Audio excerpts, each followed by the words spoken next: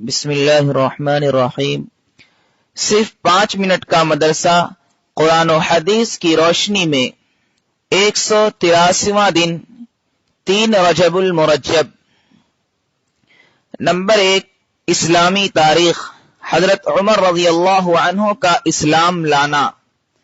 حضرت عمر فاروق رضی اللہ تعالی عنہ کا شمار عرب کے بڑے بڑے بہادروں میں ہوتا تھا۔ اسلام قبول کرنے سے پہلے حضرت عمر رضی اللہ عنہ مسلمانوں کے سخت دشمن تھے اور رسول اللہ صلی اللہ علیہ وسلم کے قتل کی فکر میں رہتے تھے۔ ایک دن اسی ناپاک ارادے سے تلوار لٹکائے ہوئے چلے جا رہے تھے کہ راستے میں حضرت نعیم بن عبداللہ رضی اللہ عنہ مل گئے۔ انہوں نے پوچھا کہ عمر کہاں جا رہے ہو؟ کہنے لگے کہ محمد کو قتل کرنے۔ نعوذ باللہ۔ انہوں نے کہا کہ پہلے اپنے گھر کی تو خبر لے، تیری بہن اور بہنوئی دونوں مسلمان ہو چکے ہیں۔ یہ سننا تھا کہ حضرت عمر رضی اللہ عنہ غصہ سے بھر گئے اور سیدھے بہن کے گھر گئے اور دونوں کو خوب مارا، یہاں تک کہ بہن خون سے لہو لہان ہو گئی۔ اس مار پیٹ کے بعد جب عمر رضی اللہ عنہ کا غصہ ٹھنڈا ہوا تو انہوں نے کہا کہ مجھے وہ صحیفہ دکھاؤ جو تم لوگ پڑھ رہے تھے۔ بہن نے کہا تم ناپاک ہو، غسل کیے بغیر اس کو ہاتھ نہیں لگا سکتے۔ لہذا انہوں نے غسل کیا اور بہن سے قرآن لے کر پڑھنا شروع کیا۔ قرآن پڑھتے ہی ان کی حالت بدل گئی۔ فوراً حضور صلی اللہ علیہ وسلم کی خدمت میں حاضر ہوئے اور مسلمان ہو گئے۔ صحابہ کرام رضوان اللہ تعالی علیہم اجمعین کو آپ رضی اللہ عنہ کے اسلام لانے سے بے حد خوشی ہوئی اور اس زور سے اللہ اکبر کا نعرہ بلند کیا کہ سارا مکہ گونج اٹھا۔ نمبر 2، اللہ کی قدرت۔ بال اللہ کی دی ہوئی نعمت ہے۔ بال اللہ تعالی کا دیا ہوا انمول تحفہ ہے۔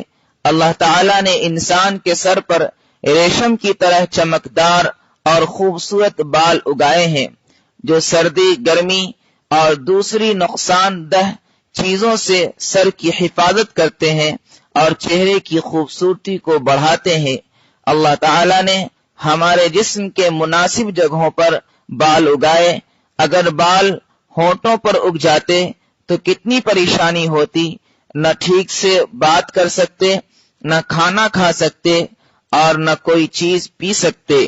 اسی طرح اگر ہتھیلی پر بال ہوتے تو کتنی پریشانی ہوتی۔ یقیناً ضرورت کے تحت انسان کے جسم پر بال اگانا اور بعض جگہوں پر نہ اگانا اللہ تعالی کی بے مثال قدرت کی نشانی ہے۔ خود اللہ تعالی فرماتا ہے ہم نے انسان کو بہت ہی خوبصورت سانچے میں ڈھال کر پیدا کیا ہے۔ نمبر 3، ایک فرض کے بارے میں۔ نماز کے چھوڑنے پر وعید۔ رسول اللہ صلی اللہ علیہ وسلم نے فرمایا نماز کا چھوڑنا آدمی کو کفر سے ملا دیتا ہے۔ ایک دوسری حدیث میں آپ صلی اللہ علیہ وسلم نے فرمایا ایمان اور کفر کے درمیان نماز چھوڑنے کا فرق ہے۔ نمبر 4، ایک سنت کے بارے میں۔ 3 سانس میں پانی پینا۔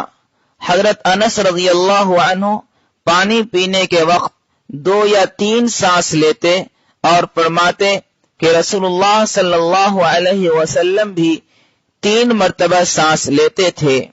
نمبر 5، ایک اہم عمل کی فضیلت۔ بیمار کی عیادت کا ثواب۔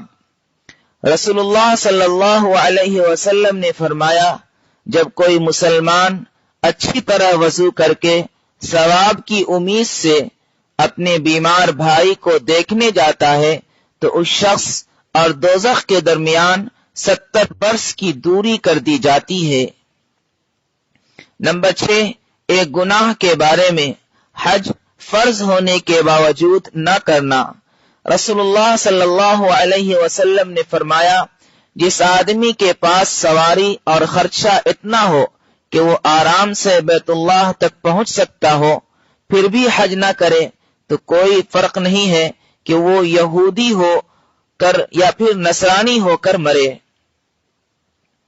نمبر 7، دنیا کے بارے میں، دنیا آخرت کا ذریعہ ہے۔